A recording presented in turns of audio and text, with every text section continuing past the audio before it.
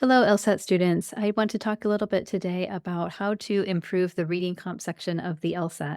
This is a section that so many of my students come to me saying that they've postponed studying for the reading comprehension section. They've found it more useful to study for the logical reasoning or the logic game section, although, of course, that's not a thing anymore. For many students on their diagnostic, the reading comprehension section is a strength because it's more similar to the kinds of things that you do when you're in high school preparing for the SAT or the ACT. The logical reasoning and certainly the logic game section have been, for most students, new material, new things to learn. And so it's easy to put preference onto those sections when a student is just starting out for the LSAT.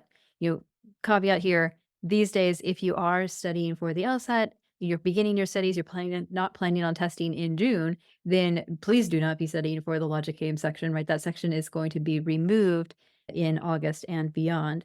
But in any case, it's still the case that a lot of students prioritize the logical reasoning section and kind of neglect the reading comprehension section. And then what often happens is students get closer to their test date and start realizing, oh, I really need to focus on this reading comp as well and try to get my score up. And the annoying thing about the reading comprehension section is that it's a lot harder to improve your reading comprehension score than it is to improve your accuracy on the logical reasoning section of the test or the logic game section when that was relevant to the LSAT. And this is for a number of reasons. This is partly because on the logical reasoning and on the logic games, there is more actual content, more solid things that you can learn, things that you might not have known before, and now you can learn them. And then it's easier to answer the questions accurately once you know those things. But for reading comprehension, that's a section, that's a skill that we've been practicing our whole lives. And we've been tested on reading comprehension, back even in elementary school when you had those state standardized testing every year. So it's nothing that is so foreign. It's just harder to do it in the LSAT way, right? Because the LSAT passages are so dense, they are so technical at times, and they'll ask you for things in such an exacting way that nothing in your life previous to that has been as rigorous as LSAT reading comprehension. So all of that to say, I know why you're here. I know why you are interested in improving your reading comprehension score. So let's get into some actual things that you can do to start improving your accuracy on that section. And one of the key things is actually to focus on that accuracy. So aim for accuracy before speed. I know that that's really hard to do. One of the things that so many of my students and students who are just getting started with me say is that the hardest part about the reading comprehension section is the timing, right? Students are often feeling like they can't get through more than two passages or maybe three passages on the test, and completing all four of them within the time limit is really difficult. When you're practicing and trying to improve on that section, we need to not worry about the speed as much as accuracy in the beginning.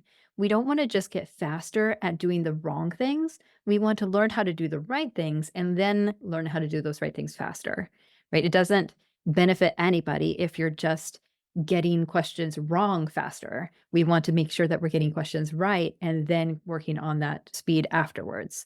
So focus on the accuracy before you focus on speed.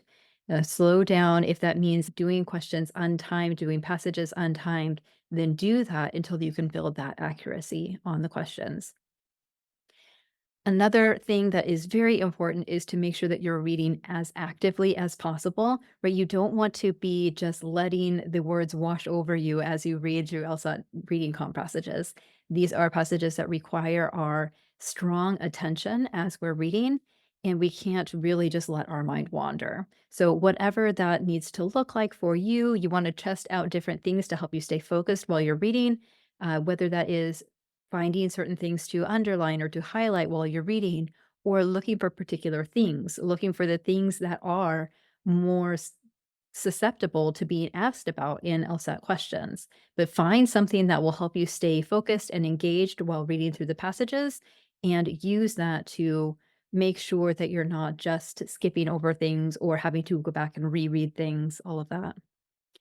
One of those things that you can be doing while you're reading is my third point here, which is reading for the structure of the passage. But the LSAT is concerned about whether or not you can follow an argument as it's developed in a reading passage. They don't care about your knowledge of volcanoes or your knowledge of some obscure art movement. They just care about, are you able to follow the argument about volcanoes, or are you able to follow the different opinions that emerged about this particular art movement and why they impacted something else and why we should care, right? So as you're reading through this passage, we want to really reading for the structure. It's not the same as when you are reading a textbook for one of your college classes and you really do want to master the content.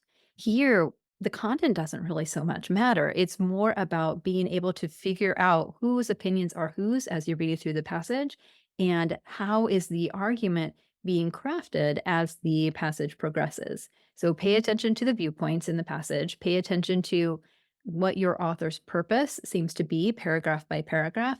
And as you do so, you're starting to build an idea of that understanding of the passage as a whole from that structural standpoint. Sometimes you'll be explicitly asked about that in questions, and sometimes that information, that knowledge that you have about the structure of the passage will give you information as you answer the questions about where to go to research your answer. But the corollary of that, right? Structure is important, but structure about the viewpoints, that's also very, very important while you're reading through the passages. So don't focus so much on just the structure that you also miss those viewpoints. Be on the lookout for them. There's so many LSAT questions that ask you about your author's opinion or about the opinions of others in the passage. And be aware too that this is not a simple matter necessarily. This could be a very interwoven web of viewpoints, right? We could have some particular artist who had an opinion about what great art is, and then we could have critics who have an opinion about that particular artist. We could have another group of opinions that not only have an opinion about the artist, but also have an opinion about those other critics. And then we could have your author who has an opinion not only about the artist, but also about both of those groups of critics. And so it can be a interwoven web of all of these different viewpoints, and we want to be able to keep straight who said what, who thinks what, because we're definitely going to get some questions on those various opinions. When you're going through the questions, one of the ways that you can make sure and improve your accuracy on reading comp is to make sure that you're finding solid support in the passage for each and every answer choice that you are choosing. So, it's tempting sometimes, especially when we're focusing so much on the speed. It's tempting sometimes to not want to go back to the passage and not want to go back and reread parts of it. Maybe you even feel like if you have to go and reread parts of the passage that you're failing or you're not doing it the way you're supposed to be doing it. But these passages and these questions are designed to be answered with reference to the passage. And one of the things that makes right answers right and wrong answers wrong is that the right answers are supported in the passage and the wrong answers are not. They might seem kind of like they're coming from the passage, or they might take some of the ideas in the passage and twist them around a little bit or join them up incorrectly or something like that. And we need to make sure that we're not just relying on our memory about what the passage actually said, but we're actually going back into the passage and trying to find those things. That's one of the reasons that reading for structure and viewpoints are so important when you're doing that reading part, because then you'll have a better idea of where to go when you're trying to find support for your exact answer in the passage, right? You're not going back and rereading the whole thing if you know that your answer is going to be in paragraph 3, because that's the paragraph, structurally speaking, where they talked about the opinions of the other critics or the second group of critics or what have you. So make sure that your answers are always solidly supported in that passage. And the last point that I want to make is that you want to also be very nitpicky and ruthless when it comes to making sure that your exact answer is in the passage. Or you want to be nitpicky and ruthless also in making sure, or just checking to see, to hold these answer choices to a high standard, right? If an answer choice is 99% right, but there's just one word in that answer that doesn't quite match up with the passage, then that's enough to make that answer entirely wrong. I like to tell my students that an answer that is 99% right is still 100% wrong, because the right answer is going to be this perfect match to what the passage actually said. It might not state exactly what is in the passage. It might require some inferencing, but those inferences are going to be logical and solid. And anything that exaggerate something from the passage, anything that gets the wrong tone from the passage, right? If your author is favorable towards that artist, then any answer choice that's about your author's opinion and is negative towards that artist, it just can't be the right answer because it's not going to be a match to the passage. But same thing with if the passage is talking about volcanoes, and some answer choice talks not only about volcanoes, but also mentions, I don't know, I'm not a geologist here, but also mentions something that's not a volcano, non-volcanic mountains, or maybe it just mentions all mountains. Let's go with that. If it just mentions all mountains, then that can't be the right answer either, because all we know about from the passage is volcanoes. And that's only one type of mountain. There are other non-volcanic mountains out there. Um, Maybe not the greatest example, but basically you want to hold yourself to a really high standard or hold your answers to a really high standard.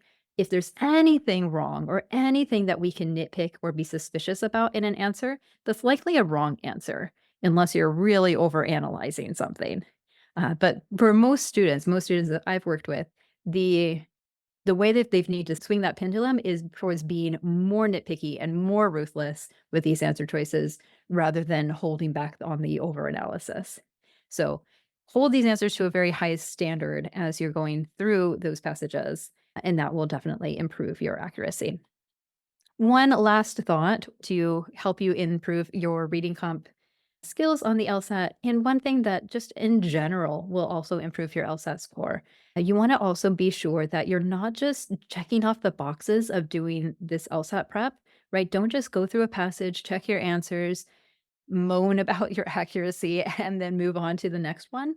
You want to make sure that you are learning as much as possible from each and every question that you do, whether that is questions that you get wrong, but also even just questions that you are unsure about. We want to make sure that all of those are learning opportunities.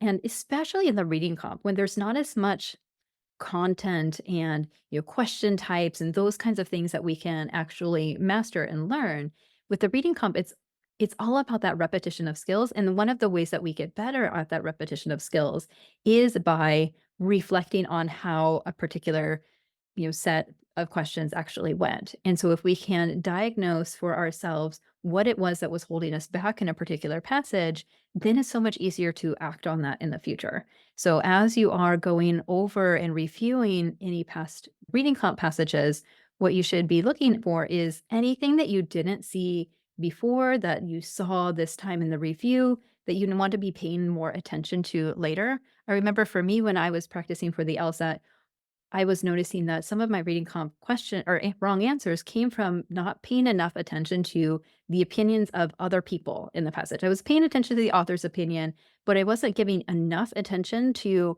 the opinions of other people. And then I was struggling a little bit with those questions when I was working through the question sets.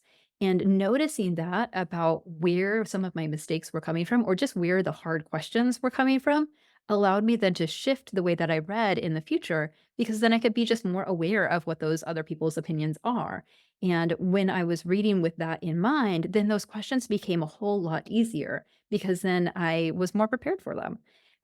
But I wouldn't have known that I needed to shift that process in my reading of the passages without first really analyzing and paying attention to where those mistakes were coming from in the first place. So definitely, definitely go and review thoroughly for any reading passages that you do so that you can make sure and make improvements based on where you are going wrong in these passages. And with that in mind, you'll definitely start seeing some improvement because you'll be working on exactly what those trouble spots are for you personally, rather than trying just a one size fits all approach to improving reading comp. So I hope this gives you some really great ideas for how you can improve in the LSAT reading comprehension section. If you have any questions, please be sure to get in touch. You can subscribe and see more videos, but also there's information down below about how you can get in contact, and I'd love to hear from you. Thank you.